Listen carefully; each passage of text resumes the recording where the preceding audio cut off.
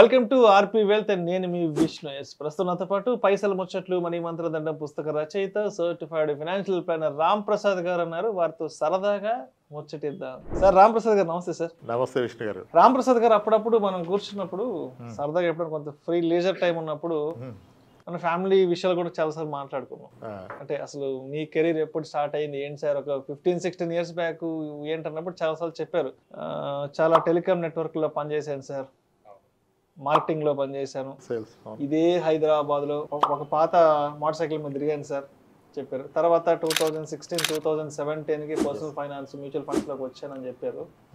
So 2016-17 నుంచి 2021 April May వరకు ఏం జరిగిందో నాకు తెలియదు. బట్ 2021 జూన్ నుంచి ఏం జరిగిందో నాకు తెలుసు, నేను ఉన్నాను మీ జర్నీలో. సో అసలు 2016-17లో పర్సనల్ ఫైనాన్స్ లోకి మ్యూచువల్ ఫండ్స్ లోకి వచ్చేటప్పుడు ఎలాంటి ఒక ఆశయంతో వచ్చారు, ఎటువంటి ఒక ఆబ్జెక్ట్ పెట్టుకొని వచ్చారు? ఫస్ట్ 2016-17 నుంచి 2021 దాకా మాట్లాడుకుందాం ఒకసారి. ఆశయాలు ఏం లేవు సార్, అవసరాలతోనే వచ్చాం. ఓకే, అంటే వెరీ ఓపెన్ గా చెప్పాలంటే I lost my job. Okay, అప్పుడు నేను అంటే దానికి చాలా కారణాలు ఉన్నాయి. అంటే ఏ కంపెనీలో అయితే నేను చేసి బయటకు వచ్చానో మళ్ళీ ఆ కంపెనీ నన్ను ప్రత్యేకించి రిక్వెస్ట్ చేస్తే వెనక్కి వెళ్ళాను. నేను చేస్తున్న కంపెనీలో పర్ఫామ్ చేస్తున్నప్పటికీ అంటే అది బెంగళూరు బేస్డ్ కంపెనీ. హైదరాబాద్ లో నేను ఎక్వైర్ చేసిన క్లయింటల్ బేస్ దగ్గర కలెక్షన్ ఆగిపోయింది. ఇంత మనీ అంటే మాకు రికవరీ రావట్లేదు, రమ్మంటే వెళ్ళాను. తర్వాత for what ever reason 1 year తర్వాత I lost my job. So అప్పుడు అనిపించింది అంటే మనం పర్ఫార్మర్ అయిన కూడా వాళ్ళకి వేరే ఇన్వెస్టర్ వస్తున్నాడు, హైదరాబాద్ లొకేషన్కి ఇంత సిటీసీ జస్టిఫైడ్ కాదనే రీజన్తోనో, సో వాట్ ఎవర్ రీజన్ వాళ్ళు కోట్ చేసింది వేరే ఉంటుంది. వెళ్ళినప్పుడు అనిపించింది ఇంక నేను జాబ్ చేయను అనుకున్నాను. హైదరాబాద్లో అప్పుడు ఒక 2 ఫ్రెండ్స్ రిఫర్ చేశారు, వాళ్ళ కంపెనీ రమ్మన్నారు. ఎందుకు అనిపించింది ఇంకా చేయడం అనవసరం, ఎన్నాళ్ళు చేసాం, ఎంత పర్ఫార్మెన్స్ ఉన్నా ఈ రోజు ఒక రోజు వెళ్ళిపోవాల్సి వచ్చింది కదా. కానీ పోయినందుకు ఇనిషియల్గా చాలా బాధపడ్డా, అరే ఇలా ఎలా జరిగింది, నాకు ఎలా జరిగిందని. మిమ్మల్ని జాబ్ లో నుంచి టెర్మినేట్ చేస్తారు, లే ఆఫ్ అయిపోయారు. ఎప్పుడు 15-16 సెప్టెంబర్లో. అరే అనిపించింది ఏదైనా ఇంతే కదా, ఏదైనా ఇంతే, వర్షన్స్ మారిపోతాయి, రివ్యూ మీట్కి నెక్స్ట్ రివ్యూ మీట్కి మారిపోద్ది, మేనేజ్మెంట్ కాల్స్ మారిపోద్ది. ఒక ఇన్వెస్టర్ వస్తే కూడా ఒక కంపెనీ ఏం చేయలేదు నిజానికి. అంటే ఒక ఇన్వెస్టర్ వచ్చి హైదరాబాద్ లొకేషన్లో ఇంత కాస్ట్ నాట్ జస్టిఫైడ్, అతను బెంగళూరు ట్రాన్స్ఫర్ షిఫ్ట్ చేయండి అని చెప్తే ఇంకా ప్రమోటర్ కూడా ఏం చేయలేడు.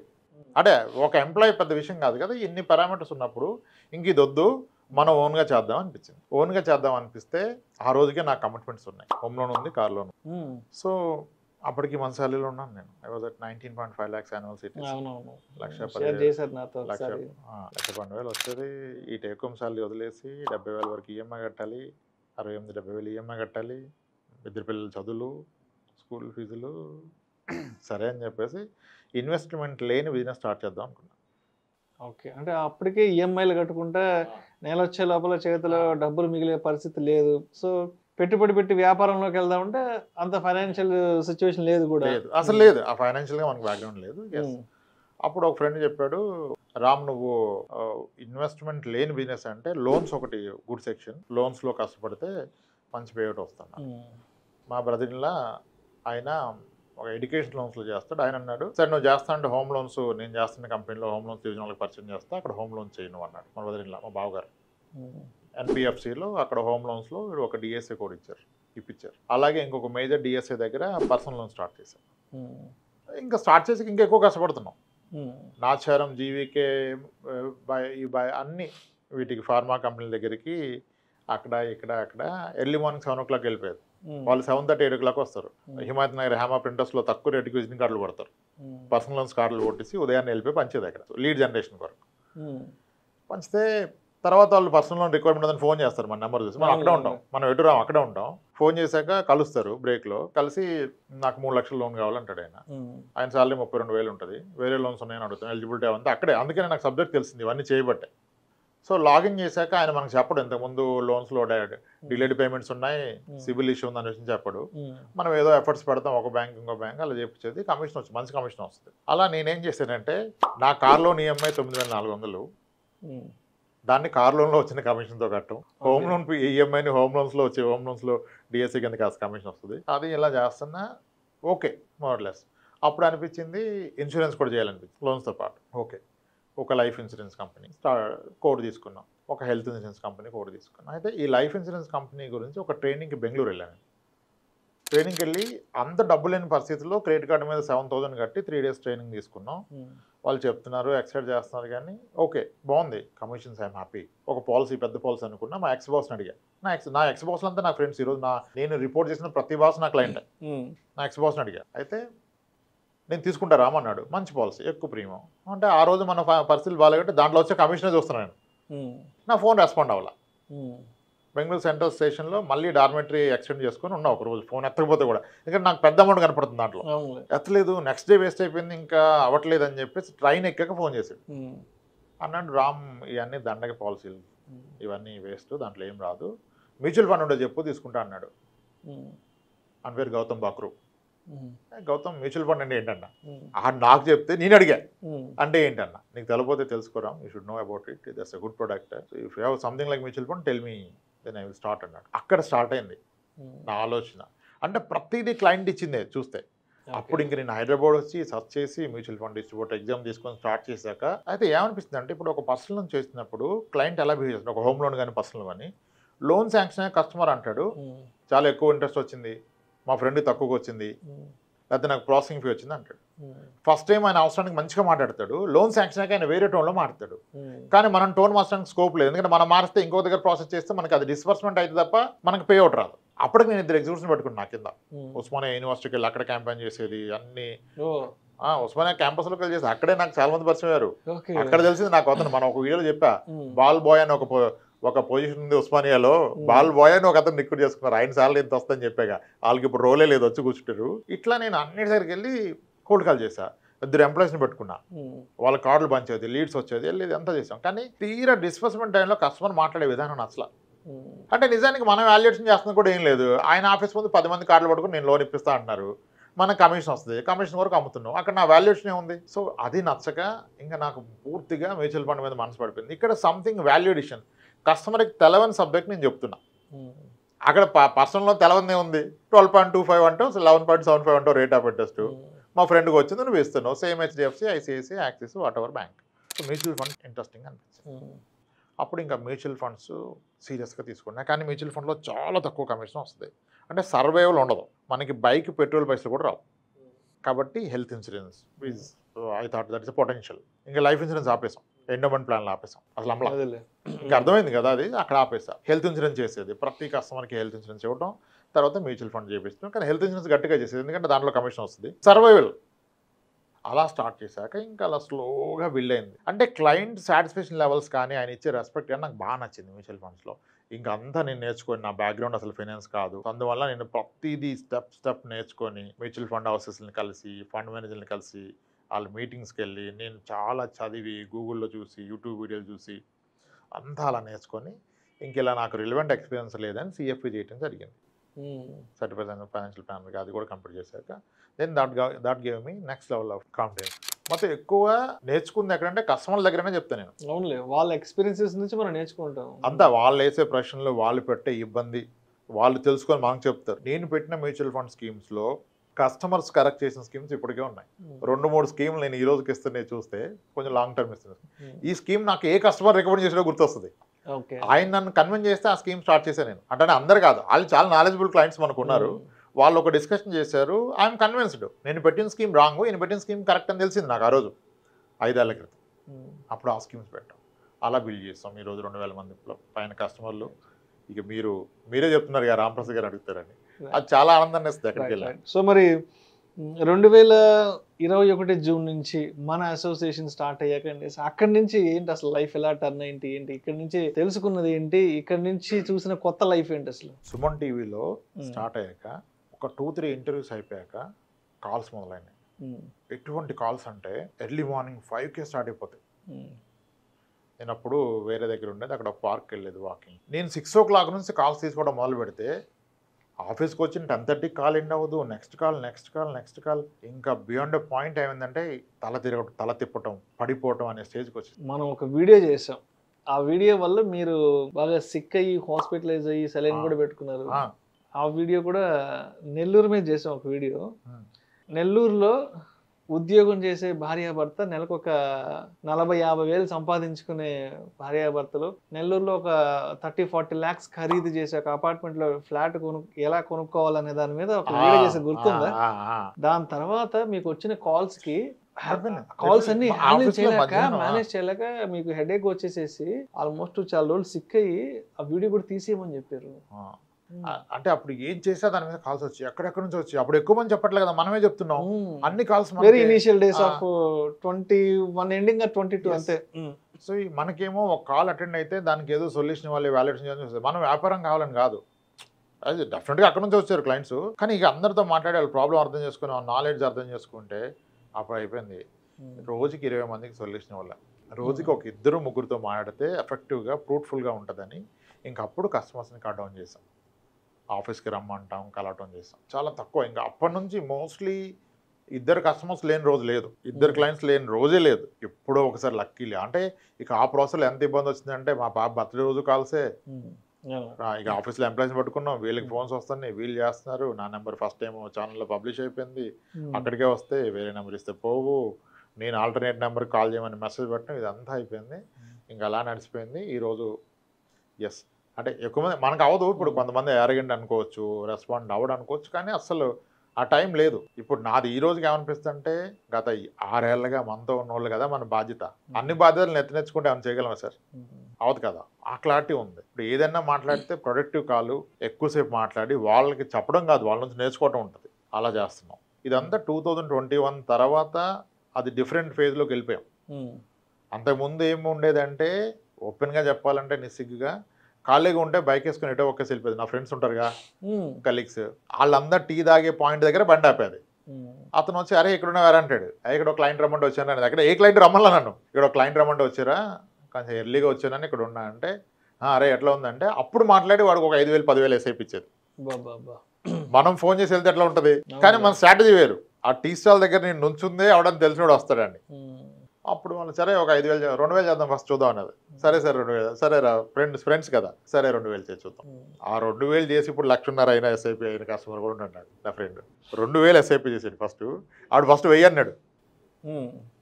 అరే 1,000 చాలా తక్కువ అంటే పెంచుదాం మనం పెంచవచ్చు కదా అన్నాడు. అరే కనీసం 2,000 చేయరంటే 2,000 చేసాడు.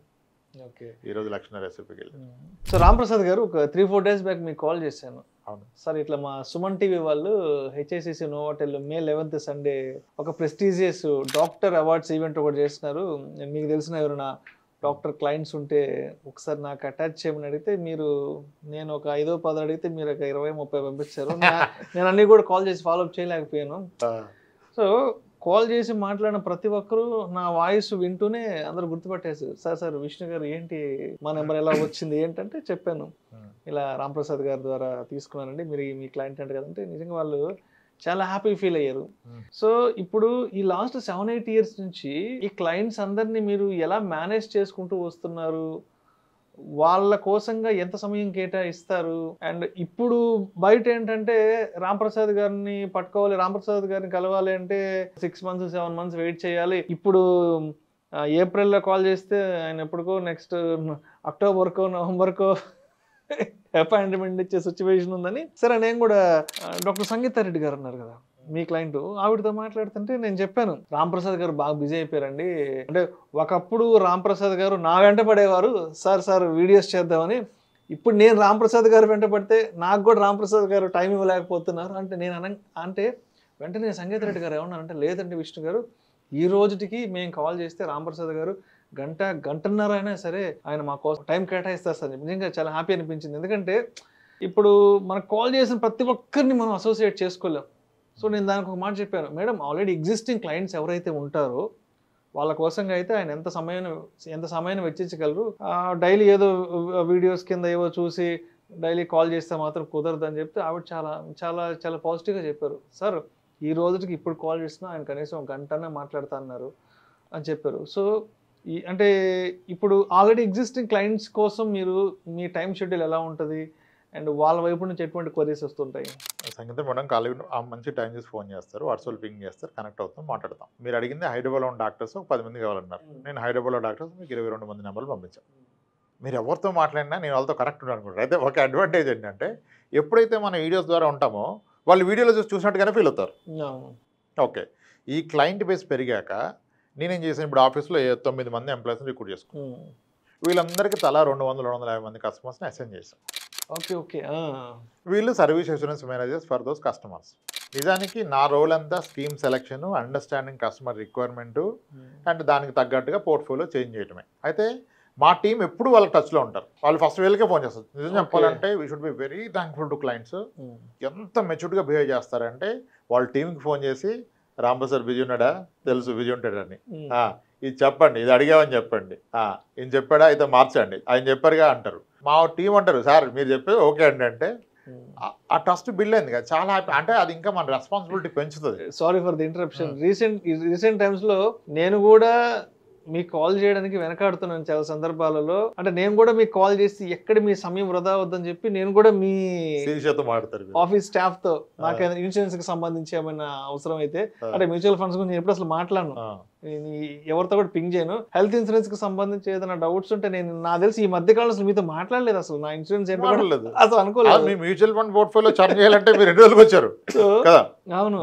సో రీసెంట్ టైమ్స్ లో నేను కూడా మీతో కాల్ చేసి ఒక 5 నిమిషాలు మాట్లాడడానికి చాలా సందర్భాల్లో ఆలోచించి నేను కూడా మీ స్టాఫ్తో కాల్ చేసి నా ఇన్సూరెన్స్కి సంబంధించిన బిల్ సెటిల్మెంట్లు కూడా మీ వాళ్ళతోనే మాట్లాడుతాను రీసెంట్ టైమ్స్లో. అంటే ఎస్ సార్, వెరీ లక్కీ. అంటే క్లయింట్స్ నాకు ఎక్కడ అనిపిస్తుంది సార్, క్లయింట్ హానెస్ట్గా అయితే నేను తీసుకుని అసలు ఫస్ట్. అవును. రీసెంట్గా మేము ఆదిరెడ్డి గారితో చేసిన వీడియోలో సార్ యాక్చువల్గా హెల్త్ ఇన్సూరెన్స్ అన్నారు. ఇంతకుముందు వీడియోస్లో కూడా చాలాసార్లు విన్నాను. యాక్చువల్గా ఎలా మిమ్మల్ని కాంటాక్ట్ అవ్వాలా, లేకపోతే మీరు హెల్త్ ఇన్సూరెన్స్ ఇవ్వాలంటే మీరు ఏమైనా వెబ్సైట్ ఉందా? హెల్త్ ఇన్సూరెన్స్ అందరికీ ఇద్దామని మన దగ్గర ఎక్కడైనా తీసుకోండి, మీ పక్కన ఏజెంట్ ఉంటే తీసుకోండి సార్. ఇంటి పక్కన ఏజెంట్ బెస్ట్ కదా నాకన్నా. లేదు నా నుంచే కావాలంటే నా వెబ్సైట్లో ఒకటి పెట్టాను సార్, వాట్సాప్ నెంబర్ ఇన్సూరెన్స్ అని. మన వెబ్సైట్ rpwealth.in లాగిన్ అయిపోయి అక్కడ కనపడుతుంది మీకు రైట్ సైడ్ ఆ వాట్సాప్ చాట్ లాగా. ఆ ఇన్సూరెన్స్లో కనుక మీ నెంబర్ ఇస్తే మా టీం రీచ్ అవుతారు, అంతా ఎక్స్ప్లెయిన్ చేస్తారు. ప్రాబ్లం వస్తే మీరు మనమే రెస్పాన్సిబుల్. మన ద్వారా పాలసీ తీసుకుంటే మనమే రెస్పాన్సిబుల్ ఆ క్లెయిమ్కి. నేను ఎప్పుడు ప్రొడక్ట్ చేస్తున్నాను కూడా చెప్పను. హెల్త్ ఇన్సూరెన్స్ చేస్తున్నాం, ఎవరికైనా హెల్త్ ఇన్సూరెన్స్ కావాలంటే మా టీంకి రీచ్ అవ్వండి అని చెప్పాను. అయితే మా టీం నిజానికి బాగా చేస్తున్నారు, వీళ్ళు బాగా కాల్స్ చేస్తున్నారు. కొంతమంది కంప్లైంట్ చేస్తున్నారు, అంటే మేము ఫోన్ చేసినా మాకు కాల్ బ్యాక్ చేయలేదు, ఇంతవరకు మాకు ఇవ్వలేదు అని మ్యాక్సిమం ఇస్తున్నారు, కొన్ని మిస్ అవుతున్నాయి. అయితే ఎవరో ఒక అతను ఫోన్ చేసి ఒక పాలసీ గురించి అడిగారు, హెల్త్ ఇన్సూరెన్స్ పాలసీ. వీళ్ళు చెప్పారు, మళ్ళీ డౌట్లు అడిగాడు, మళ్ళీ చెప్పారు. 3 డేస్కి వీళ్ళు స్ట్రగుల్ అవుతున్నారు, అన్ని క్వశ్చన్స్ అడిగాడు. అప్పుడు నేను తీసుకుంటే నేను కాల్ చేస్తాను, నేను ఆల్రెడీ ఇన్సూరెన్స్ ఏజెంటే సార్ అన్నాడు. బుద్ధుందా సార్ మీకన్నా? నువ్వు ఇన్సూరెన్స్ ఏజెంట్ అయితే నీకు మన టైం అంత వాల్యుబుల్లో తెలవాలి. నేను చెప్పాను సార్ తర్వాత ఏజెంట్ అని. అంటే నువ్వు పెళ్లి చూపులేక నాకు ఆల్రెడీ పెళ్ళి అని చెప్పొచ్చా? నువ్వు ముందే చెప్తే నేను పెళ్లి చూపు రావద్దు చెప్తారు. నువ్వేమో అంతా నీ నాలెడ్జ్ పెంచుకోవడానికి నువ్వు మా టీంది టైం వేసేసి రైట్ నీకు ఎవరు ఇచ్చారు? జెన్యున్ రిక్వైర్మెంట్ ఉంటే హానెస్ట్గా ఉంటే నా దగ్గర రండి, లేకపోతే రావద్దు. అప్పుడు అంటాడు సార్ నేను 10 లక్షలు పెడతాను సార్ మ్యూచువల్ ఫండ్స్ మీ దగ్గర తీసుకోండి సార్. ఎవరికి కావాలి నీ 10 లక్షలు? నాకు అవసరం లేదు, నీ క్యారెక్టర్ ప్రూవ్ అయిపోయింది కదా. సో ఫస్ట్ అవతల వాళ్ళ టైంకి రెస్పెక్ట్ ఇచ్చే మనస్తత్వం మనకు ఉండాలి కదా. లేదు, మనకు తెలియాలి, నిజాయితీగా లేవు, అర్థమైపోయింది కదా. ఇప్పుడు నువ్వు డబ్బులు పెడితే నేను తీసుకుంటాను. సో లక్కీలు ఇలా ఫిల్టర్ చేసుకున్నప్పుడు వచ్చిన క్లయింట్స్ అంతా మంచోళ్ళే సార్. చాలా తక్కువ మన దగ్గర క్లయింట్స్తో గొడవకి వెళ్ళము, నచ్చబోద్దు దండం పెట్టేస్తాం, వెళ్ళిపోతారు వాళ్ళే, మనకు అక్కర్లేదు కదా. ఎస్, అలా బిల్డ్ చేసుకున్న క్లయింట్స్ కాబట్టి ఈ రోజు వరకు చాలా రెస్పెక్టబుల్గా మాట్లాడతారు మా ఆన్బోర్డ్ క్లయింట్స్. ఎవరికన్నా కోపం ఉంటే కలవని వాళ్ళకి ఆన్బోర్డ్ అవన వాళ్ళకి ఉంటుంది. ఓకే, సో అయిన వాళ్ళు అయితే హ్యాపీగా ఉన్నారు. We're very happy. అంటే ప్రతి రూపాయి ప్రతి తినేది వాళ్ళు ఇచ్చిందే కదా ఈరోజు. ఎస్, చాలా బాగా నడుస్తుంది, వీఆర్ హ్యాపీ. ఉన్న క్లయింట్స్ రిఫరెన్స్ తీసుకుంటే కూడా జీవితకాలం సరిపోద్ది, కొత్తగా క్లయింట్ అక్కడ ఉన్న క్లయింట్స్ రిఫరెన్స్ లాంటి అయినట్టునే చాలు. ఎస్, ఇప్పటికీ ఎగ్జిస్టింగ్ క్లయింట్స్ రోజు అంటే ఉంది. ఈ రోజు కూడా 2 కాల్స్ ఉన్నాయి, అన్అటెండెడ్ కాల్స్ 2 ఉన్నాయి నిన్నటి నుంచి. శ్రీనివాస్ గారిని సిస్కోలో చేస్తాడు, నిన్న చేసాడు, మర్చిపోయి ఈరోజు మళ్ళీ షూట్ స్టార్ట్ అయ్యి చేశారు. ఇందాక ఆయన కాల్ అన్ఆన్సర్డ్ ఉంది. మీరు చెప్పారు కదా సంగీత మేడం, వాళ్ళ హస్బెండ్ శ్రీనివాస్ రెడ్డి గారు కాల్ మాట్లాడాలి, ఆయన ఎందుకో కాల్ చేశారు ఈరోజు, ఎప్పుడు చేయరాయట, మరి మీరు మాట్లాడే చేశారేమో. 2 కాల్స్ అన్ఆన్సర్డ్ ఉన్నాయి. మోస్ట్లీ మాడతాను, వాట్సాప్ మెసేజ్లు ఏమన్నా మిస్ అవుతున్నాను అప్పుడప్పుడు. అవి 2-3 days అయింది. మళ్ళీ వాళ్ళు పింగ్ చేయరు, రిమైండ్ చేయరు, మళ్ళీ టీంకి చెప్తారు, టీం నుంచి వస్తుంది.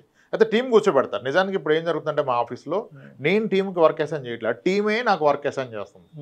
మార్నింగ్ వీళ్ళే ముందు వస్తారు నాకంటే ముందు ఆఫీస్కి, నాకు మెసేజ్ పెడతారు, మా ఆవిడికి ఫోన్ చేస్తారు తొందరగా రండి అని, మా వైఫ్ వస్తారు ఆఫీస్కి, నేను వస్తాను, మా పెద్ద బాబు ఖాళీగా ఉండి ఆమె కూడా వస్తుంది.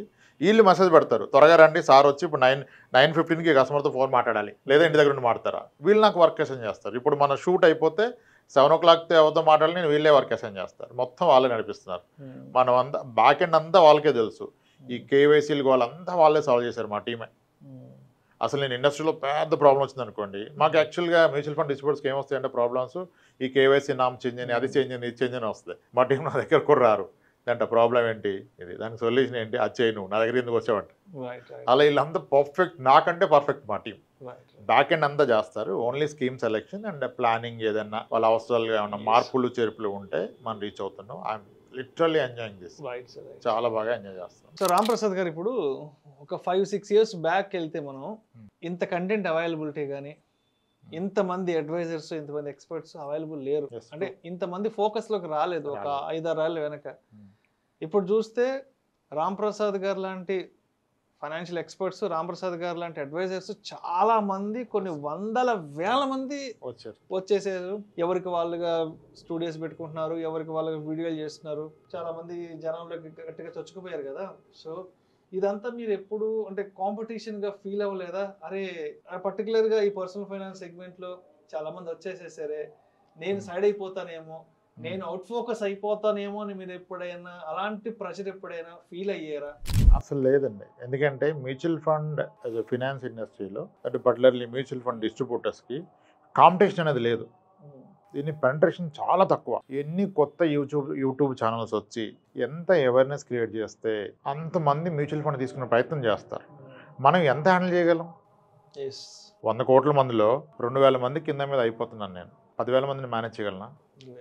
అంటే 5,000 చేయగలను. దాని బియాండ్ అవదు. కాబట్టి ఎప్పుడు ఆ ఫీలింగ్ రాలా, ఇతను కాంపిటేటర్ అనే ఫీల్ ఎప్పుడు రాలా. సో మార్కెట్ లోకి కొత్త వాళ్ళు వస్తూ ఉండాలి, రావాలి, ఎక్కువ ఎడ్యుకేట్ అవుతూ ఉండాలి, ఇండస్ట్రీ ఇంకా ముందుకు వెళ్తూ ఉండాలి. అంతేగాని ఏదో డబ్బంతా నేనే సంపాదించేసుకోవాలి, అందరి పోర్ట్ఫోలియో నా చేతుల్లో ఉండాలి, నా ఏయో మాకు 1000 కోట్లు ఉండాలి, మనం ఇప్పుడు అలా తీసుకోకూడదు అంటారు. అవసరం లేదు కదా ఇక్కడ ఎవరు. అసలు యాక్చువల్గా ఇంతమంది రాబట్టే మనకి బిజినెస్ అవుతుంది. ఎడ్యుకేట్ అవుతున్నారు కదా. ఎంత అవేర్నెస్ క్రియేట్ చేస్తే అంతమంది ముందుకు వస్తారు. డైరెక్ట్ ఫండ్స్ కూడా నేను ఎప్పుడు బ్యాడ్ అని ఫీల్ అవ్వలేదు, కాంపిటీషన్ అని ఫీల్ అవ్వలేదు. సో ఓవరాల్గా whether investor comes to regular fund or direct fund, mutual fund మీద ప్రజల కాన్ఫిడెన్స్ పెరిగినప్పుడు, ఈక్విటీ ఇన్ఫ్లోస్ పెరిగినప్పుడే రిటర్న్స్ పెరుగుతాయి మార్కెట్కి. Should never discourage. మనకు ఓన్లీ బాధ ఏంటంటే జనాలు ఇంపల్సివ్గా ట్రేడింగ్ చేసి డబ్బులు పోగొడతారని ఒక పెయిన్ తప్పితేను. అందరు రావాలని కోరుకుంటాం, వాళ్ళు మన దగ్గర రాకుండా వేరే వాళ్ళ ద్వారా వెళ్తే వీఆర్ హ్యాపీ. దానికి ఏం రిగ్రెట్ లేదు సార్, ఎప్పుడు లేదు. అండ్ అదేవిధంగా చాలా మంది క్లయింట్స్ మీరు అవైలబుల్ అవ్వట్లేదని, చాలా మంది రామ్ ప్రసాద్ గారు దొరకట్లేదు, 6 నెలల తర్వాత 3 నెలల తర్వాత కానీ అపాయింట్మెంట్ ఇవ్వట్లేదు అంటూ కూడా చాలా మంది వీడియోస్లో కామెంట్స్ కూడా పోస్ట్ చేస్తుంటారు. చాలా మందికి అపాయింట్మెంట్ ఇవ్వట్లేదు, డైరెక్ట్గా ఆఫీస్కి వచ్చేస్తుంటారు కదా.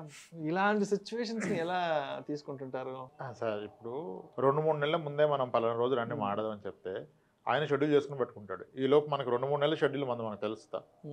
నిన్న కాక మొన్న 12వ తారీఖు ఎప్పుడు మన చార్ట్ అకౌంట్ మన సిఎస్ సునీల్ రెడ్డిది ఎంగేజ్మెంట్ ఉంది. అయితే నేను ఆయన ఖచ్చితంగా రావాలండి, మ్యారేజ్ ఉంది, మ్యారేజ్కి అయితే కన్ఫర్మ్ అని షెడ్యూల్ ఫ్రీ చేసుకున్నాం. ఆ రోజు ఆల్రెడీ స్లాట్ ఫిక్స్ అయింది, ఇప్పుడు దాన్ని అడ్జస్ట్ చేసుకున్నాం. ఎంగేజ్మెంట్ రోజు నాకు వెకేట్ అవ్వాలి, ఎందుకంటే ఆ రోజు ఎవరైతే క్లయింట్ నేను కలవాలో మధ్యాహ్నం, ఆయన అవుట్ స్టేషన్ నుంచి వస్తున్నాడు. ఆయన ఆల్రెడీ టికెట్ బుక్ చేసుకుని వస్తున్న వ్యక్తిని నేను ఎలా పోస్ట్పోన్ చేయగలుగుతాను? అంటే ఎన్ని మిస్ అయిపోతున్నాం మనం పర్సనల్ లైఫ్లో, బికాజ్ ముందుగానే 2-3 నెలల షెడ్యూల్ ఎలా మనం కన్ఫర్మ్ చేస్తాం? అది చాలా ఇబ్బందికరంగా తయారైంది. సో అందుకనే లాంగ్ టెన్యూర్ ఇంకా హోల్డింగ్ చేయడం నాకు మంచిగా అనిపించట్లేదు అసలు.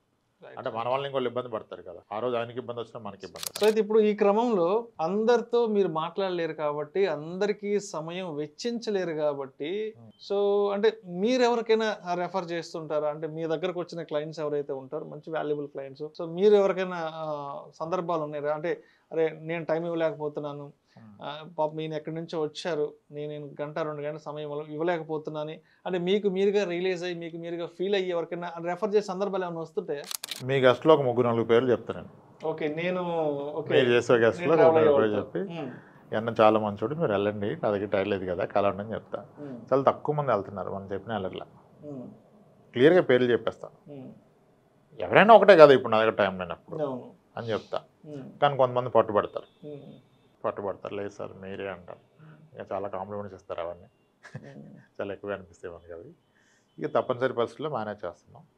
సో అండ్ ఒక్కొక్కసారి వీడియోస్ కింద చాలా బ్యాడ్ కామెంట్స్ పోస్ట్ చేస్తుంటారు.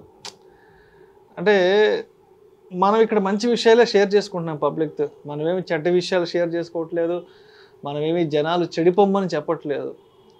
జనాలు పెట్టుబడులు పెట్టుకోవాలి, ఒక మంచి ఇన్సూరెన్స్ తీసుకోవాలి, పొదుపు చేయాలి, 4 రూపాయలు సంపాదించుకొని లైఫ్ సెటిల్మెంట్, లైఫ్ బెటర్మెంట్ బాగుండాలి, ఫ్యామిలీకి ఒక మంచి ఇన్సూరెన్స్ ప్రొటెక్షన్ ఇవ్వాలంటూ కూడా మనం ఇక్కడ కూర్చొని ఎడ్యుకేట్ చేస్తున్నాం, మంచి విషయాలు చెప్తున్నాం. మనమేమి ఇక్కడ బెట్టింగ్ యాప్ల గురించో లేకపోతే ఇంకోటి ఏదో డబ్బులు పోగొట్టుకునే ప్లాట్ఫామ్స్ గురించో మనం ఏ రోజు మాట్లాడింది లేదు. మనం ఇక్కడ కూర్చొని మాట్లాడుతున్నాం అంటే ప్రజల బాగుకోరి, ప్రజలకు మంచి జరగాలి, ఫైనాన్షియల్గా వాళ్ళకి ఒక ఆర్థిక స్వావలంబన రావాలి అనే ఉద్దేశంతో మాట్లాడుతుంటాం. బట్ చాలామంది చాలా బ్యాడ్ కామెంట్స్, చాలా అసభ్యకరమైన పదజాలంతో మెన్షన్ చేస్తుంటారు కదా. సో అలాంటి చూసినప్పుడు ఎలా ఫేస్ చేస్తారు? అండ్ ఆ బ్యాడ్ ఎక్స్పీరియన్సెస్, ఆ చేదు అనుభవాల్లో నుంచి ఎలా బయటకు వస్తారు మీరు? యాక్చువల్గా కామెంట్ చూస్తాను, నేను రెస్పాండ్ అవును కానీ చూస్తా. అయితే కొన్నిసార్లు తమ్నేల్ చూసే కింద వాళ్ళు కామెంట్ వదిలేస్తారు. ఎక్కువగా నెగిటివ్ కామెంట్స్ ఫేస్బుక్లో మీరు చిన్న క్లిప్లు వేస్తారు ఇక, అది అటు ఇటు కాకుండా ఉన్న 4 minutesలో విషయం రాంగ్గా కమ్యూనికేట్ అవుతుంది, అర్థం కాదు, అప్పుడు నెగిటివ్ రాస్తారు. అయితే ఇప్పుడు మన దగ్గరకు వచ్చిన వాళ్ళు అసలు మన కలవని ఎందుకు వస్తున్నారు, వాళ్ళు కన్విన్స్డ్ కాబట్టి వస్తున్నారు. ఇప్పుడు నిన్న మాట్లాడుతూ ఉంటే నైట్, అటు పేరు మర్చిపోయా, యూఎస్ నుంచి సౌజన్య గారు, ఆమె యూఎస్లో ఉండి జూమ్ కాల్లో నా బుక్ నాకు చూపించింది, పైసలు ముచ్చట్లు బుక్ తీసి చూపించి, మీరు రాశారు కదా ప్రవాసుడా ప్రయాస ఎందుకని అని. ఎంత హ్యాపీనెస్ అనిపిస్తుంది కదా.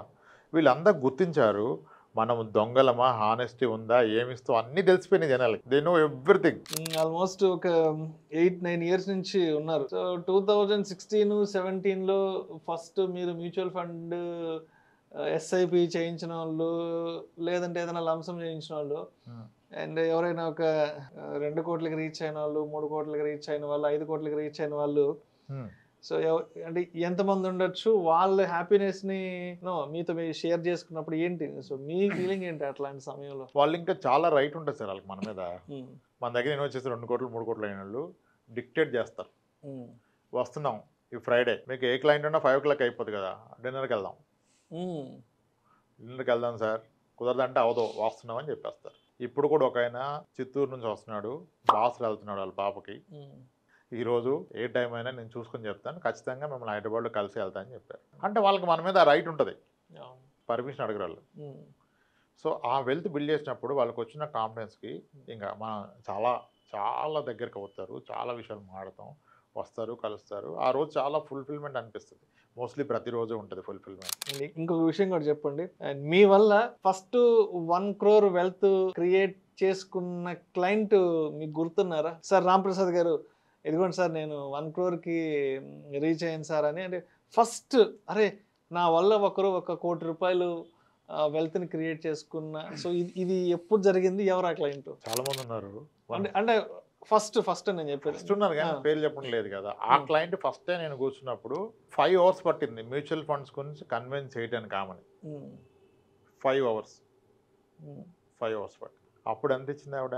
12,000 ఎస్ఐపి స్టార్ట్ చేశారు.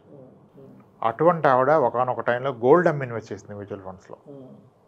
అది పీకుంది, ఇది లో ఉంది అంటది. ఏంటి మీ కాన్ఫిడెన్స్ అని పెట్టారు. అప్పుడు 1 crore అయినప్పుడు అది డిఫరెంట్ కాల్. ఒకప్పుడు నేను చాలా క్లోజ్గా మానిటర్ చేసేది, ఎవరు 1 crore అవుతుంది 98 lakhs నుంచి, వాళ్ళకంటే నాకు ఎక్సైట్మెంట్ ఎప్పుడు టచ్ అయ్యేది స్క్రీన్ షాట్ ఉదయాన్నే లేవకముంది పట్ల. ఇప్పుడు వారానికి ఒకళ్ళు అయిపోతూనే ఉంది అప్పటి నుంచి ఇన్వెస్టర్స్లో. 1 అయిపోయినా ఇంకా 2 అన్నారు, 2 అయిపోయింది, 4.5 అయిపోయింది, 5 అయిపోయింది. ఇంకా క్లయింట్స్కి ఉంటుంది ఎక్సైట్మెంట్, నాకు ఇంకా అంతగా లేదు, ఎందుకంటే ఎక్కువ మంది అయిపోతున్నారు.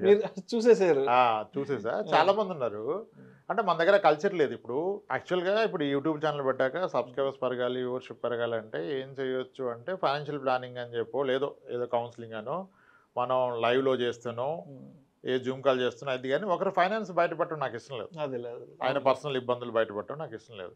నేను ఇప్పుడు 1-on-1 వచ్చినప్పుడు నేను చాలా విషయాలు అడుగుతాను. ఆ విషయాలన్నీ పబ్లిక్ అడగకూడదు, పబ్లిక్ తెలవడం కూడా నాకు ఇష్టం లేదు. ఒక వ్యక్తి యొక్క పర్సనల్ ఫైనాన్స్ ఇంకొకరికి తెలవకూడదు అనేది నా ఉద్దేశం. సో ఇది మొత్తానికి 2016-17లో స్టార్ట్ అయిన మీ జర్నీ, ఇవాళ 2025 ఎక్కడి వరకు వచ్చారు, ఎంత వరకు వచ్చారు, ఎంత client base and me office infrastructure అంతా దగ్గర చూస్తున్నాం కాబట్టి, సో వాట్ నెక్స్ట్, ఏంటి ఇక్కడి నుంచి నెక్స్ట్ ఏం చేయబోతున్నారు, నెక్స్ట్ ఫ్యూచర్ ప్లాన్స్ ఏంటి, అండ్ ఇంకా ఆర్పి వెల్త్ ఇంకా జనాల్లోకి తీసుకెళ్ళడానికి ఇంకా ఎటువంటి ప్లాన్ ఆఫ్ యాక్షన్ ఉంది మీ దగ్గర? ఎప్పుడూ లేదు మన దగ్గర plan of action. We're always trying to do the best possible for the day, అంతే. అంతకుమించి చేసింది ఏం లేదు. ఇంకా రిలాక్స్ అవ్వాలనిపిస్తుంది అప్పుడప్పుడు. రిలాక్స్ అంటే ఎంతో అంత జస్ట్ ఒక 7-8 ఇయర్సే కదా కెరీర్ స్టార్ట్ చేసి, ఏం ఒక 25-30 ఏళ్ళ రిలాక్స్ అంటే మానేయాలని కాదు, ఒక హాఫ్ డే క్లయింట్ లేకపోతే బాగా అనిపిస్తుంది. ఈ రోజు త్వరగా ఇంటికి వెళ్తే బాగు. అంటే నేను కూడా అప్పుడప్పుడు ఫీల్ అవుతుంటా, అబ్బా ఇవాళ ఏదైనా షూటింగ్ క్యాన్సిల్ అయితే బాగుంది, ఇవాళ రాకుండా ఉంటే బాగుంది, కొంచెం త్వరగా ఇంటికి వెళ్ళిపోవచ్చు. అది మా ఎంప్లాయీస్ కూడా టార్చరింగ్ ఉంటారు, వీళ్ళు బాగా పని చెప్తారు. ఈవినింగ్ 6:30 కదలని వీళ్ళే ఉంటారు 7 దాకా. వీళ్ళంతా వర్క్ చెప్తారు మనకి, ఇది మాట్లాడేది మన అంత రెస్పాన్సిబిలిటీ తీసుకునే ఎంప్లాయీస్ దొరికారు లక్కీలీ. సో నాకే అనిపిస్తుంది ఎలా ఎగ్గొడదాంరా, క్లయింట్ ఉండకపోతే బాగా అని. క్లయింట్ లేని రోజు ఉండట్లా. ఓకే, కాబట్టి ఎక్కడ వెళ్తున్న క్రమంలో వెళ్ళిపోతుంది sir. We're happy with what we're making, extreme happy with the money. ఏదైతే వస్తుందో దాంతో హ్యాపీ. దీన్ని నెక్స్ట్ లెవెల్కి తీసుకెళ్ళాలి. కొత్త బ్రాంచ్లు ఏమైనా పెట్టాలి, హైదరాబాద్ జూబ్లీ హిల్స్లో 2 బ్రాంచ్లు, బంజారా హిల్స్లో ఒకటి, ఫిలిం నగర్లో ఒకటి, మియాపూర్ కేపీహెచ్పీ, ఇలాంటి ప్లాన్స్ ఏం లేవు? ఏమీ లేవు సార్. అదేంటి సార్, అంటే అరే మనకి బాగా డబ్బులు వస్తున్నాయి, క్లయింట్స్ వస్తున్నారు, ఇంకో 4 బ్రాంచ్లు తీసి పడేద్దాం అన్న ఇంటెన్షన్ ఆబ్వియస్గా ఎవరికైనా ఉంటుంది. ఇప్పుడు ఎవరైనా ఆశపడవచ్చు కదా, ఎవరికైనా ఆశ ఉంటుంది కాబట్టి ఓకే ఇంకా దీన్ని ఇంకా పెద్ద టర్న్ ఓవర్కి తీసుకెళ్దాం అన్న. అంటే ఈరోజు ఏదైతే సంపాదిస్తున్నానో this is more than what I deserve అనిపిస్తున్నాను. ఓకే, సో అంత మనకి ఇచ్చినప్పుడు దేవుడు ఇచ్చాడా, పేరెంట్స్ బ్లెస్సింగ్సా, ఇది చాలు. దీన్ని ఇంకా నెక్స్ట్ లెవెల్ చేయాలన్న ఆలోచన అయితే నాకు లేదు. దీన్ని సస్టైన్ చేసుకుంటూ ఉన్న క్లయింట్స్ రిఫరెన్స్లు వీళ్ళని హ్యాపీగా పెట్టుకొని హ్యాపీగా ఉంటే చాలు. ఇంకా లోడ్ పెంచుకోవాలని లేదు నాకు. ఫుల్ఫిల్మెంట్ అనిపిస్తుంది నాకు, చాలా ఇది నడిచిపోద్ది అని చెప్పేసి. ఇది నడిచినా లైఫ్లో ఇంకా డోకా లేదనే విషయం నాకు తెలుసు. ఈ రోజు వస్తాను ఇన్కమ్ నేను సస్టైన్ చేసుకునే వాళ్ళకి సర్వీస్ ఇచ్చినా ఏ రోజు నాకు ఫైనాన్షియల్ ఇష్యూ అయితే రాదు. సో అర్థమైంది ఏంటంటే ఇంత జర్నీలో the luxury for a person is what అంటే, the luxury is not owning a big bungalow car కాదు. Luxury is having health, good health. ఇంకా దానికి యాడ్ చేయాలంటే యాజ్ అడ్వైజర్గా గుడ్ హెల్త్ ఇన్సూరెన్స్, హెల్తీగా ఉండాలి, అడిక్వేట్ హెల్త్ ఇన్సూరెన్స్ ఉండాలి. That is the actual luxury. దీన్ని పోగొట్టుకునే పని ఏమి చేయొద్దు. ఆరోగ్యం కాపాడుకోవాలి కానీ పోగొట్టుకునే పని ఏమి చేయొద్దు. ఇప్పుడు ఆశపడి ఇంకా ఉరుకుతామురా అంటే ఇక పరుక్కి ఎప్పుడు ఆపాలో ఏమి ఉండదు కదా, అంత ఉండదు కదా. So I'm happy. దీన్ని ఇలాగే స్లోగానే చేస్తా. మొన్న ఏప్రిల్ 1 వచ్చాక ఇయర్ బిజినెస్కి ఏంటని మా ఎంప్లాయీస్తో కూర్చుంటే రివ్యూలు కూడా చెప్పా, లాస్ట్ ఇయర్ చేసిన బిజినెస్ చాలా అంతకంటే పంచుతుంది. అదేంటి సరెండర్ వాళ్ళు అంటే ఎవరైనా టర్న్ ఓవర్ పెంచుకుంటా పోదాం అనుకుంటారు, కంపెనీ బ్రాండ్ పెంచుకుంటా పోదాం అనుకుంటారు, స్టాఫ్ని పెంచుకుంటా, బట్ అంటే మీరు ఎందుకు ఒక సెక్యూర్డ్ అండ్ లిమిటెడ్లోనే అనుకుంటున్నారు? హ్యాపీ సరిపోద్ది, అది అంతే అంటారు, సరిపోద్ది. ఇప్పుడు మంచి బిజినెస్ అయింది లాస్ట్ ఇయర్, మార్చ్ అయితే రాకింగ్ సాలిడ్ అయింది. నేను లాస్ట్ ఇయర్ అయిందే మనకి ఏ టార్గెట్, దీన్ని అదే దాన్ని మించి చేయొద్దు. ఇది ఎంత ఎర్లీగా మనం లాస్ట్ ఇయర్ చేసిందని ఫుల్ఫిల్ చేస్తే 12 monthsలో చేస్తే హ్యాపీ. ఎర్లీగా చేస్తే నేను ఏదో వాళ్ళకి చెప్పాను, మనం సాలరీస్ ఇలా రివిజన్ చేసుకుందాం, అందరం ఈ టార్గెట్ చేస్తే సాలరీస్ సర్టన్ పర్సంటేజ్లో ఇక లిమిట్ లేకుండా ఇలా చేసుకుందాం అని కొన్ని మాట్లాడుకున్నాం వాళ్ళతో. వాళ్ళు అగ్రెసివ్ ఉన్నారు, వాళ్ళు దే ఆర్ నౌ ప్లానింగ్ ఎందుకంటే ముందు చేయాలి, నవంబర్కి చేద్దాం, డిసెంబర్కి చేద్దాం అని చెప్పి. అంటే మీ విషయంకి వచ్చేటప్పటికి పరిగెత్తి పాలు తాగడం కన్నా నిల్చొని నీళ్ళు తాగదాం అన్న ధోరణిలో మీరు. అది ఈ రోజు ఒకరోజు అది లేదులేండి. ఒకరోజు ఈ మంత్ ఈఎంఐ ఎలా కట్టాలి, నెక్స్ట్ మంత్ ఈఎంఐకి ఎక్స్ట్రా మనీ ఉంటే ధైర్యంగా పడుకోవచ్చు అని ఉరికిన రోజులు చాలా ఉన్నాయి. సో ఈ రోజు అయితే నాకు సాటిస్ఫాక్షన్ ఉంది, చాలా. ఇంకా టైం దీనికే కాకుండా వేరే వాటి కూడా స్పెండ్ చేయాలి కదా. అంటే ఒక్కొక్కసారి అనిపిస్తుంది, అరే మన టైం మన చేతుల్లో లేదన్న భావన కూడా ఒక్కొక్కసారి. అదే ఇప్పుడు last year with difficulty 4 countries వెళ్ళొచ్చా ఫ్యామిలీతో, మీకు తెలుసు కదా. న్యూజిలాండ్ వెళ్ళాం, ఆర్మేనియా వెళ్ళాం, ఆల్మటీ వెళ్ళాం, ఇప్పుడు ఇయర్ కెనడా ప్లాన్ చేస్తున్నాం, యూరోప్ ప్లాన్ చేస్తున్నాం.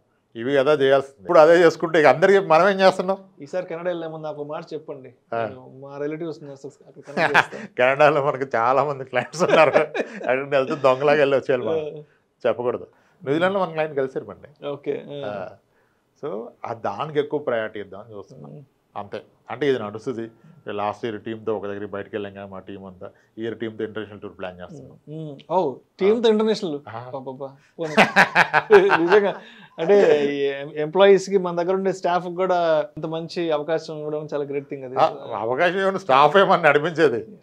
ఇప్పుడు ఫ్యామిలీతో వెళ్ళి 14 days బయట తిరిగి వచ్చానంటే ఆ క్రెడిట్ ఎవరికి ఇవ్వాలి? బోత్ మన క్లయింట్స్ కి అండ్ ఎంప్లాయీస్ కి ఇవ్వాలి. వాళ్ళే పిల్లర్స్, నిలబెట్టిన పిల్లర్స్. మన క్రెడిట్ ఎక్కడ ఉంది? క్రెడిట్ అంతా వాళ్ళదే. మేమంతా we all work like family. మా టీం అంతా ఒక ఫ్యామిలీ లాగే పనిచేస్తాం. మాకు కొన్ని మంచి ప్రాక్టీసులు చేసుకుంటాం. వాళ్ళు అగ్రెసివ్ అయిపోతున్నారు, నేనే స్లో అయిపోతాను. నాకు ఇదే ఇష్టం, ఇలాగే నడిపిస్తాను సార్. రైట్.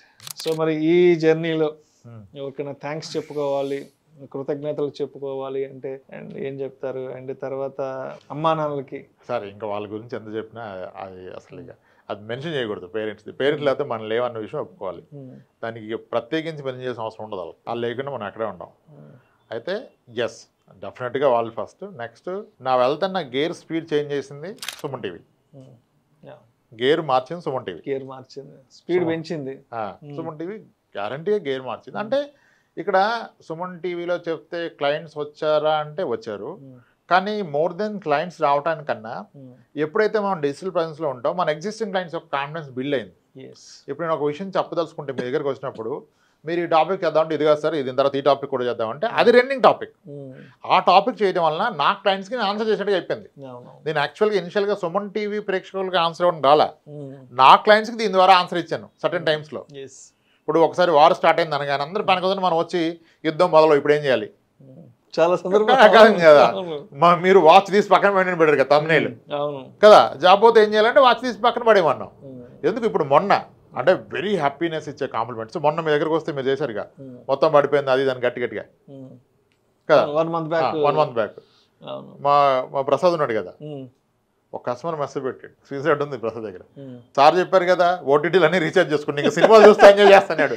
ఎంత గొప్ప కాంప్లిమెంట్. మార్కెట్ ఫాలో ఓటీటీలు చూసి పడుకోండి అని చెప్పారు మీరు. సార్ చెప్పారుగా ఓటీటీ రీఛార్జ్ చేసుకున్నా ఇంకా సినిమాలు చూస్తాను పెట్టాడు. మావాడు వచ్చి సార్ కస్టమర్ ఇలా పెట్టాడు సార్ అంటాడు. ఎక్సలెంట్ కదా, అది ఎంత హ్యాపీనెస్ ఇస్తుంది. మనం ఏదో మన నమ్మిన వాళ్ళు అయితే ఫాలో అవుతున్నారు, మనం ఏదో క్యాజువల్గా చెప్పాం అంటే ఇంపాక్ట్ఫుల్గా ఉండాలో అది చెప్పాం. ఓటీటీలో చూసి ఎంజాయ్ చేయక ఎందుకు ఇవ్వాలని. ఇప్పుడు ఈరోజు నేను చూడలేదు ఇంతవరకు మార్కెట్ ఏమైందో, మీరు చూడలా. సో ఈ యాటిట్యూడ్ మనకు వస్తే చాలా బాగుంటుంది. సో ఇప్పుడు ఇంత అచీవ్ అయ్యారు, ఒక 10 years బ్యాక్ జాబ్ పోయింది, ఉద్యోగులను తీసేసారు. ఒక్కొక్కసారి మరొక మంచిదే అనుకోవాలి. ఆ రోజు ఉద్యోగం పోగొట్టి ఉద్యోగులను తీయబట్టి ఎస్ ఇవాళ ఒక సెలబ్రిటీ స్థాయి వచ్చింది అనుకోవచ్చు మనం. అంత కాకపోయినా ఒక విషయం చెప్పగలను, కెరియర్లో లైఫ్లో టిల్ డేటు కొన్ని ఇన్సిడెంట్స్లో మనం రిగ్రెట్ అవుతాం. ఈ అన్యాయం నాకేం జరిగింది, తప్పేం జరిగిందని. కానీ కొంతకాలం పోయాక ఆ రోజు అది ఎంత మంచి జరిగిందనే విషయం రియలైజ్ అవుతుంది. అది కొద్ది రోజుల తర్వాత తెలుస్తుంది. నేను ఒక టెలికాం కంపెనీలో చేస్తున్నప్పుడు ఆ కంపెనీ పరిస్థితి బాగోలేదు, డిలే ఇన్ సాలరీ ఉంది, సాలరీలో డిలేగా పడుతుంది. అప్పుడు నేను హోమ్ లోన్కి అప్లై చేశాను 2013 ఐఎమ్ టాకింగ్ టు 2012 or 2013. అయితే హోమ్ లోన్ని వాడు శాంక్షన్ చేయలే. ఎందుకు శాంక్షన్ చేయలేదని అడిగితే, సార్ మీ సివిల్ ఇష్యూ ఏమీ లేదు, అంత బాగుంది, మీకు ఎలిజిబిలిటీ ఉంది, కానీ మీ కంపెనీ సాలరీస్లో డిలే ఉంది కాబట్టి మేము ఇవ్వలేకపోతున్నాం సార్ అన్నాడు. అన్న మరి టాటా టెలి సర్వీసెస్లో నాకు ఆఫర్ ఉంది, అక్కడ జాయిన్ అయితే ఇస్తారా అన్న. మీరు జాయిన్ అవసరం అక్కర్లేదు సార్, అక్కడ మీ employee ID and email ID create అని ఇచ్చేస్తా సార్, ఈ పే స్లిప్స్ని వెయిట్ చేసుకుని అన్నాడు. ఓకే, అప్పుడు అక్కడ ఇంటర్వ్యూ సెలెక్ట్ అయ్యి పెట్టేశాక నా ఇక్కడ వైస్ ప్రెసిడెంట్ నన్ను రిటైన్ చేశాడు. రామ్ ఏం ప్రాబ్లం ఉండదు, company is going to turn around అయిపోతుంది, ఏం వరీ లేదు, సిడిఆర్ అప్రూవ్ అయిపోతుంది, అప్రూవ్ అయితే చాలా బాగుంటుందని నన్ను సీనియర్ మేనేజర్గా ప్రమోట్ చేసి అక్కడ ఇచ్చిన ఆఫర్ లెటర్ సాలరీ మ్యాచ్ చేసి ఉండమని చెప్పాడు. ఇక్కడ కంఫర్ట్ ఉంది, మనకు పెద్ద క్లయింట్స్ మేనేజ్ చేస్తున్నాం ఆ రోజు మనం, నా ఓన్ క్లయింట్స్ ఎంటర్ప్రైజ్లో, ఇంకా కంఫర్ట్ ఉంది కదని ఉండిపోయారు. తర్వాత ఈ కంపెనీ సాలరీస్ ఇవ్వాలని పరిస్థితికి వెళ్ళిపోయింది. ఆ కంపెనీ బ్యాంక్రప్ట్ అయిపోయింది. టులిప్ టెలికాం TULIP, దాని షేర్ కూడా 0 అయిపోయింది. మేము శాలరీస్ రానప్పుడు వీళ్ళు చెప్పే స్టోరీలని కల్నల్ హర్దీప్ సింగ్ బేడి, దాని CMD colonel Hardeep Singh Bedi, HS Bedi, అప్పుడు IT మినిస్టర్తో కలిపి ఆయన పెద్ద డేటా సెంటర్ ఇనాగ్రేషన్ హంగామా ఉండేది. అది ఆ స్టేజ్కి వెళ్ళిపోతే సిడిఆర్ అప్రూవ్ అవుతుందని చెప్పేసి మా కంపెనీ షేర్లు మేమే పర్సనల్ లోన్ తీసుకొని అప్పులు తీసుకొని కొనుక్కుంటే 0 అయిపోయింది. అది ఇలా ఉంటుంది ఇంటర్నల్ డేటా. ఓకే, అప్పుడు నేను ఫీల్ అయ్యాను, తప్పు కాల్ తీసుకున్నాను. కానీ అది జరగబట్టే ఆ రోజు ఎవరైతే నన్ను రిటైన్ చేశారో వైస్ ప్రెసిడెంట్ పీయూష్ వేరే కంపెనీకి వెళ్తే నన్ను ఫోన్ చేసి ఆయన నెంబర్ లేదు నా దగ్గర ఆ రోజు.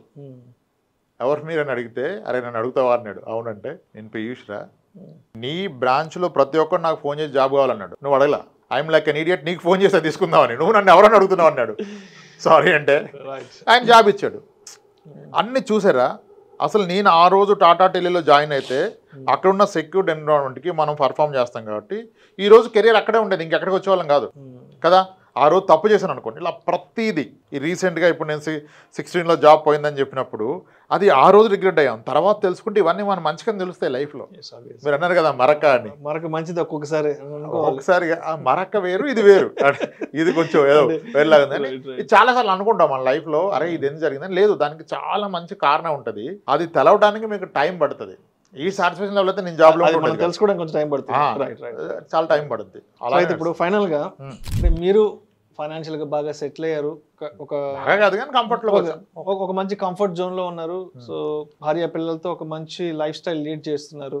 ఇప్పుడు మీ టైం మీ చేతుల్లో ఉంది. సో మీరు ఎక్కడికి వెకేషన్ వెళ్ళాలనుకున్నా అది కంప్లీట్ మీ చేతుల్లోనే ఉంటుంది. మీరు చెప్పారు ఇందాక సంవత్సరానికి ఒక 2-3 ఇంటర్నేషనల్ టూర్లు వెళ్తుంటారని, అంత హ్యాపీగా ఉంది. And sorry to say this, last year నాన్నగారు కాలం చేశారు కదా. సో ఇప్పుడు ఇంత హ్యాపీయెస్ట్ లైఫ్ స్టైల్లో ఉన్నాము, మనం కోరుకున్న తిండి తింటున్నాము, మనం కోరుకున్న ప్లేస్కి వెళ్తున్నాం కదా. కోరుకోవడం తిట్టలేదు, అదే కోరుకుంటాం. ఇప్పుడు ఏదైనా కాస్ట్లీ రెస్టారెంట్కి వెళ్ళాలనుకుంటే ఒకప్పటిలాగా పర్స్ చూసుకోను లేదంటే ఫోన్ లో బ్యాలెన్స్ చూసుకుని వెళ్ళాల్సిన సిచ్యువేషన్ ఇప్పుడు లేదు. కాబట్టి ఎంత కాస్ట్లీ రెస్టారెంట్ కు హోటల్కి వెళ్ళి మనం స్టే చేసి తినగల సిచ్యువేషన్ లో ఉన్నాం. మన టైం మన చేతుల్లో ఉంది. లేదంటే నేషనల్ గా ఇంటర్నేషనల్ గా లేదంటే ఫ్యామిలీ ట్రిప్ వెళ్ళగల స్థాయి ఈరోజు ఉంది కదా. సో అంటే ఎప్పుడైనా అనిపిస్తుంటుందా, అరే ఈరోజు ఈ కంట్రీకి నాన్నని తీసుకొచ్చుంటే బాగుండేది, నాన్నతో వచ్చుంటే బాగుండేది, నాన్నకి చూపించుంటే బాగుండేది ఈ లొకేషన్ అని, లేదంటే నాన్నని తీసుకొచ్చి కాసేపు ఆఫీస్లో కూర్చోబెడితే బాగుండేదని ఆబ్వియస్గా అనిపిస్తుంది. నేను ఇవాళ బాగున్నాను కదా. అంటే ఒకప్పుడు ఏమీ లేని స్థాయి నుంచి ఒకప్పుడు మనం జీరోగా ఉన్నామే, అమ్మ నాన్న కష్టపడి అప్పో సొప్పో చేసి మనల్ని చదివించి ఈ స్థాయికి తీసుకురాగలిగారు. ఒకప్పుడు స్కూల్ ఫీజు కట్టడానికో లేదంటే కాలేజీ ఎగ్జామ్ ఫీజు కట్టడానికో డబ్బులు లేని స్థాయి నుంచి ఇవాళ ఇంత మంచి కంఫర్ట్ జోన్లో ఉన్నాము. అయితే ఓపెన్గా చెప్పాలంటే ఆయన ఎటు రావడానికి ఇష్టపడేవాడు కాదు. ఫస్ట్ ఆఫ్ ఆల్ ఈ స్కోప్ అయితే లేదు, ఇంటి దగ్గర నుంచి కదలరు. కానీ ఆయనకి మంచి లైఫ్ ఇచ్చాను నేను లాస్ట్లో. ఆయన అనుకునే చేసాం, ఆయనకు కావాల్సింది చేసాం, ఆ సాటిస్ఫాక్షన్ మిగిలిపోయింది. నాకు అనిపిస్తుంది, ఆయన అన్నాడు ఒకసారి, మా ఫాదర్ అన్నారు, ఎవరితో సేవ చేయించుకున్నా వెళ్ళిపోతాం కానీ ఎవరిని ఇబ్బంది పెట్టినాను అన్నాడు. ఆయన ఏదైనా క్విక్, అది కూడా అలా క్విక్ అయిపోయింది. అసలు ఆయన సఫర్ అవుతూ ఉంటే చూడగలిగే ఉన్నా మనం చూడలేమని అలా జరిగిందేమో అనిపిస్తున్నాను. ఇందాక మనం ఒక యాటిట్యూడ్ మాడుకున్నాం కదా, కొన్నిసార్లు తెలుస్తుంది అని నిజంగా అనిపించింది. అంటే ఆ క్షణైనా అదంతా ఉంటుంది పెయిన్, బట్ తర్వాత ఆలోచిస్తే ఏమో అది కూడా అలా జరగాలని ఉంది, అలా జరిగింది. అదే మనం వేరే హెల్త్ కండిషన్ డిటేరియేట్ అయ్యి బెడ్ రిడన్ చూడగలమో అని తెలుస్తుంది. ఇదే విషయం చెప్తే నా క్లయింట్ ఒక ఆవిడ అన్నారు, చాలా అదృష్టవంతులు సార్ అన్నారు ఆవిడ. అదేంటి మేడం అంటే, తెలుసు కదా మీకు మా నాన్నగారి గురించి, ఇప్పుడు 84 ఏళ్ళకి ఎంత ఇబ్బంది పడుతున్నాము బెడ్ మీద ఉండి. ఎందుకంటే వాళ్ళు రోజు నరకం అనుభవించాలి, మనము ఆ పెయిన్ఫుల్ లైఫ్ చూడలేము వాళ్ళని. అలా దాంట్లో కూడా ఎస్ బాధ ఉంటుంది, కానీ ఏదో బస్ చేయగలిగాను ఉన్నప్పుడు. అంటే ఓకే, అంటే నాన్నగారు ఉన్న రోజులు ఆయనకు ఒక మంచి కంఫర్ట్ లైఫ్ ఇచ్చారు. ఆయన తినాలనుకునేది, ఆయన కట్టుకోవాలన్న కొత్త బట్టలు అన్ని కూడా మీరు ఏర్పాటు చేశారు. ఆయన నాకు వద్దు నాన్న చాలా తగ్గించడం. ఓకే, ఆ సాటిస్ఫాక్షన్ మిగిలిపోయింది. నేను కానీ మా తమ్ముడు కానీ ఈ విషయంలో నా ఒకరికి కదా గ్రేట్. మా తమ్ముడు కానీ నేను కానీ వాడు కూడా అంతే, ఏది కావాలో అది, ఏది కావాలి అది తీసుకో అంతే. చాలా హ్యాపీనెస్ ఇస్తుంది అది. ఆ హ్యాపీనెస్ ఉంది కాబట్టి నేను దాన్నే గుర్తు తెచ్చుకుంటా.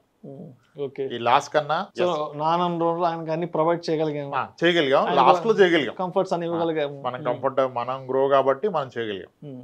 ఆ హ్యాపీనెస్ అయితే ఉంది. సో రోజు టీవీ ఛానల్ కనిపిస్తుంటారు, వీడియోస్ లో కనిపిస్తుంటారు కదా, చిన్ననాటి స్నేహితులు కానీ బంధువులు కానీ, మన విలేజ్ లో మన పక్కింటోళ్ళు ఎదురింటోళ్ళు అన్నలు అక్కలు అందరూ ఉంటారు కదా మన ఊర్లో. వాళ్ళు ఎప్పుడైనా ఫోన్ చేసి ఏ రాంప్రసాద్ వీడియో చూసావని సరదాకి మా టీచర్లు కూడా ఫోన్ చేస్తారు, ఓకే ఎరా బాగా మాట్లాడుతున్నావు వీడియో ఏంటి మాకంటారు. ఇంకా హ్యాపీనెస్ ఇస్తుంది కానీ ఇప్పుడు టైము సరిపోదు. ఇప్పుడు నా ఫ్రెండ్ ఒకడు ఉన్నాడు, మొన్న కూడా ఒక వీడియోలో చెప్పా, ఎక్కడ చెప్పా వీడియో, ఏదో వీడియోలో చెప్పా, నా ఫ్రెండ్ ఒక రవి అని నేను జాబ్ అనేసినప్పుడు మీ దగ్గర చెప్పిన, మీ వీడియోలోనే చెప్పాను, మీ వీడియోలోనే చెప్పింది. రవి అని ఉన్నాడు, నేను జాబ్ మానేసి ఇది ఇన్సూరెన్స్ స్టార్ట్ చేస్తే వచ్చి రెస్పెక్ట్ చేసాను, వాడు పెట్టా రవి అని వైజాగ్. ఓకే, వాడితో పాటు ఇంకో ఫ్రెండ్ ఉన్నాడు మండా శ్రీనివాస్ అని, వాడు ఇందాక ఫోన్ చేసాడు, ఎప్పుడు ఫోన్ చేయడు, వాడు ఫోన్ ఎత్తడం అవలా. నా టెన్షన్ అంటే మర్చిపోతా, వాడు అట్ట ఎత్తిన మళ్ళీ నేను ఎప్పుడు మర్చిపోతానని నేను ఇందాక నుంచి ఇది అయిపోతే మండా శ్రీనివాస్ గారికి ఫోన్ చేయాలి, వాడు ఫోన్ చేశాడు ఇట్లా. అంటే ఇక ఫ్రెండ్స్ మన టైం ఉండదు కదా సార్, కొన్నిసార్లు మిస్ అయిపోతాం. ఇప్పుడు అన్నోన్ నెంబర్ చెప్తాం మనం, ఇప్పుడు ఎవరో చేస్తున్నాడు, ఆయన టెక్స్ట్ మెసేజ్ పెడతాడు, చూడం, వాట్సాప్ అయితే చూస్తాం, ఇవన్నీ ఉంటాయి. అందుకని ఇప్పుడు ఏమైందంటే, ఇప్పుడు మనం ఒకసారి ప్రస్తావన తెచ్చాం అనుకో, నాది స్కూలు, నాది కాలేజు అని చెప్తే అక్కడ వాళ్ళు ఫోన్ చేస్తారు నేనని, మనం టైం తీయలేం, చాలా ఇబ్బందిగా ఉంటుంది. ఇప్పుడు నా ఇంజనీరింగ్ కాలేజ్ అయితే ఒక అతను మెసేజ్ పెట్టాను, నేను సీనియర్ అని, ఓకే మాట్లాడాలన్నాడు, నేను రేపు మార్నింగ్ 9:30 లోపు అయితే ఆ రోజు చేయాలి, ఆయన నెక్స్ట్ డే ఫోన్ చేశాను, నేను ఎట్లా పోయాను. మీకు ఎవరు ఏమనుకున్నా అయితే టైం లేదు. ఇప్పుడు నాకు ఎవరు ప్రయారిటీ? నా ఇంజనీరింగ్ కాలేజ్ నా సీనియర్ ప్రయారిటీ, నా క్లయింట్స్ ప్రయారిటీ. మనల్ని నమ్ముకొని మన దగ్గర డబ్బు ఇన్వెస్ట్ చేసిన వాళ్ళకి. అందుకని ఇప్పుడు ఎక్కడి నుంచి ఏ కాలేజ్ చెప్తే అదొక గోల, వాళ్ళు మెసేజ్ పెడతారు, నేను అదే కాలేజ్ అంటే ఇంక మనం ఏమైనా చేయగలమా? అదొక ఇబ్బంది సార్. అంటే ఏదో పెద్దగా అయిపోయాము అని ఏం లేదు కానీ, బట్ ఆన్సర్ చేయలేకపోవడం, అవాయిడ్ చేయడం కూడా మనకు కూడా ఇబ్బంది. వాళ్ళు అర్థం చేసుకోలేరు, వాళ్ళు యారగెన్స్ అనుకోవచ్చు, ఇది బాగా బల్బ్ ఎక్కింది అనుకోవచ్చు, ఆ ఇబ్బంది అయితే ఉంటుంది. Thank you sir, thank you so much Ramprasad గారు.